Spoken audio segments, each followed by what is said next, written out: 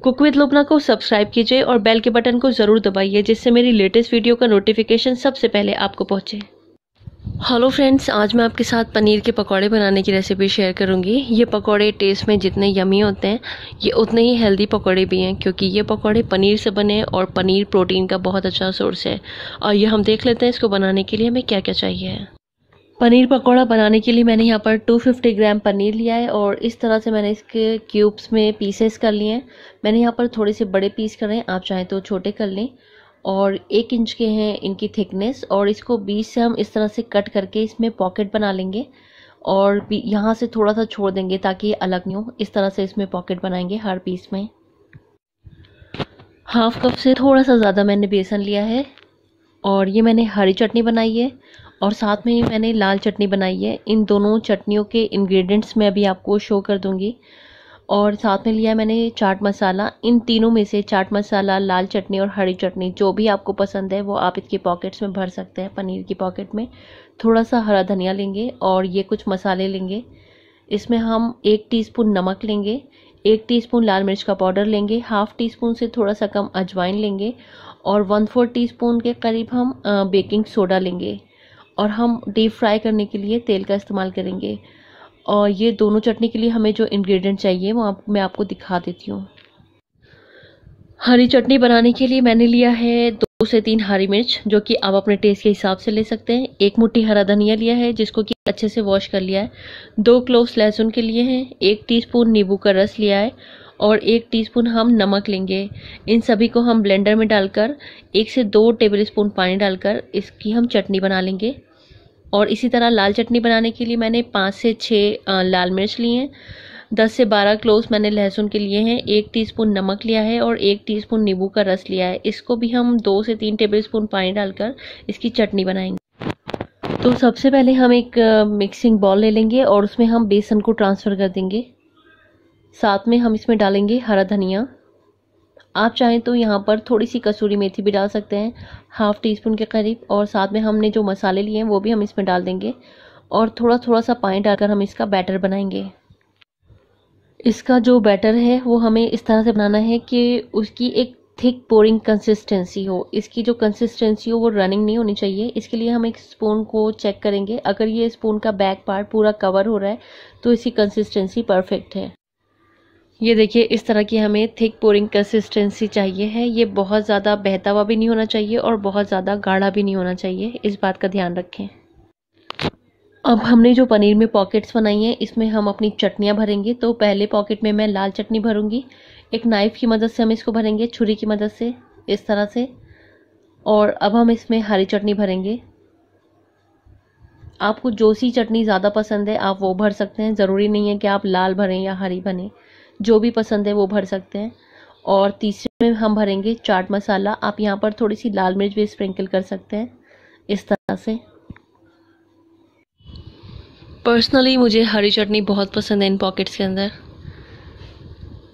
आपको जो सी भी ज़्यादा पसंद हो वो आप भर सकते हैं, या आप वेरिएशन रखना चाहते हैं तो आप तीनों ही भर सकते हैं अलग अलग। ये देखिए, इस तरह से हमने सभी पॉकेट्स को फिल कर लिया है।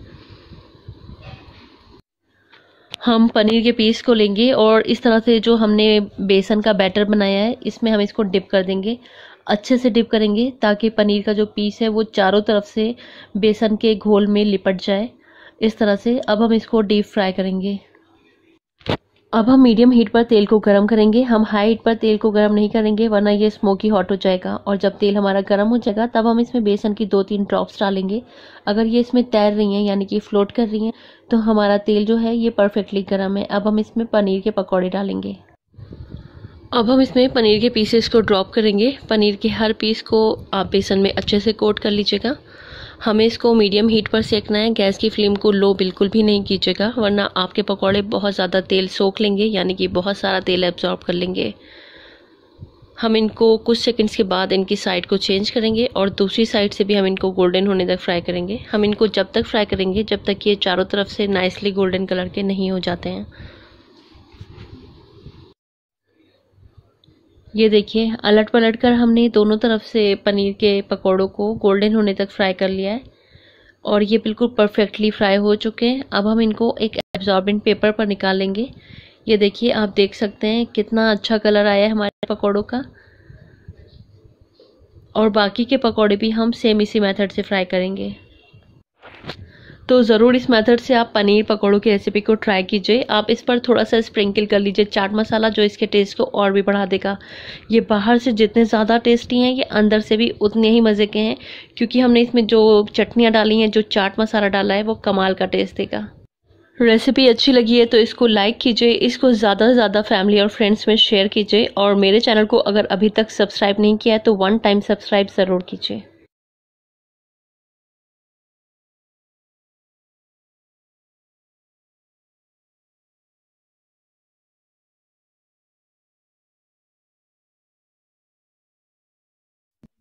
सब्सक्राइब कीजिए कुक विद लुब्ना को और बेल आइकन को दबाइए ताकि मेरी कोई भी लेटेस्ट वीडियो आपसे मिस ना हो।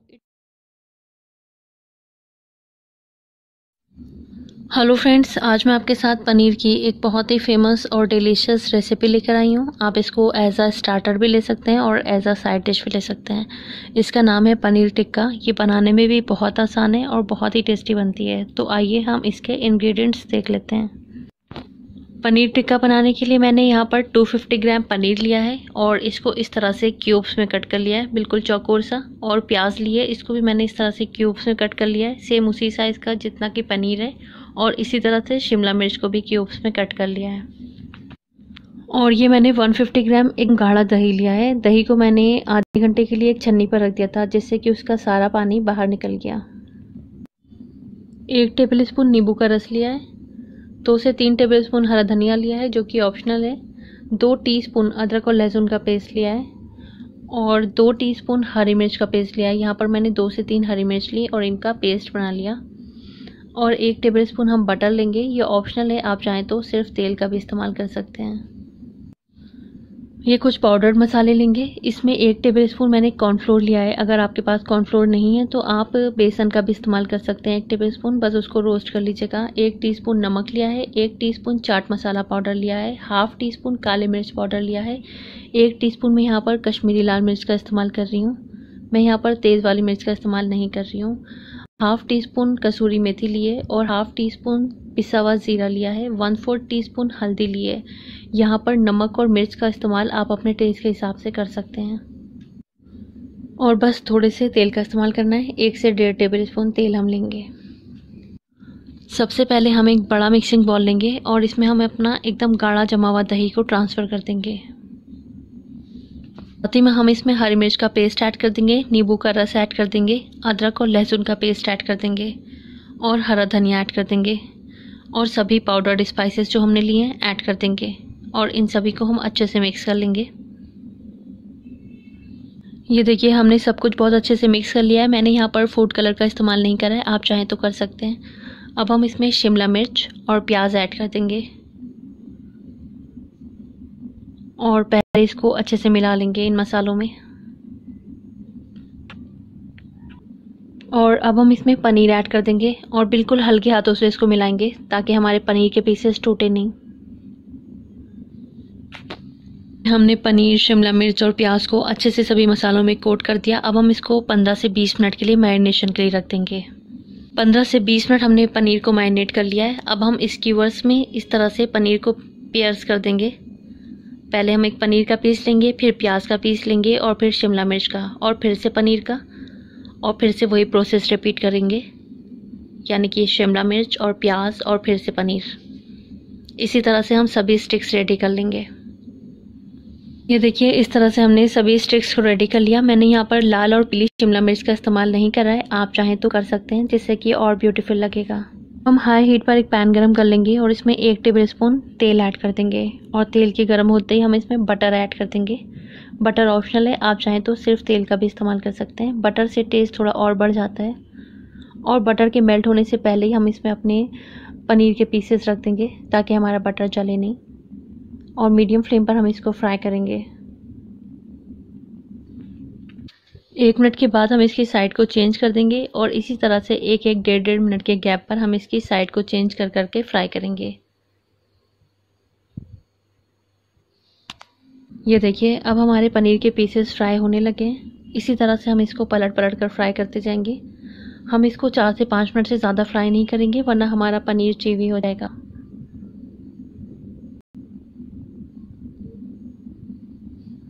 ये देखिए हमारे पनीर के पीसेस फ्राई हो गए। अब हम इसमें एक ट्विस्ट देंगे जिससे कि इसका टेस्ट और भी ज़्यादा बढ़ जाएगा।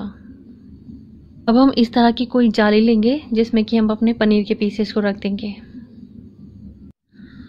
अब हम गैस की फ्लेम को ऑन कर देंगे और यहाँ पर जो हम ये स्टेप कर रहे हैं इससे हमारे टिक्के का फ्लेवर बिल्कुल वैसे ही आएगा जैसे कि मार्केट के टिक्के का होता है। तो हम 30 से लेकर 45 सेकंड तक इसको इसी तरह से डायरेक्ट गैस की फ्लेम पर सेक लेंगे।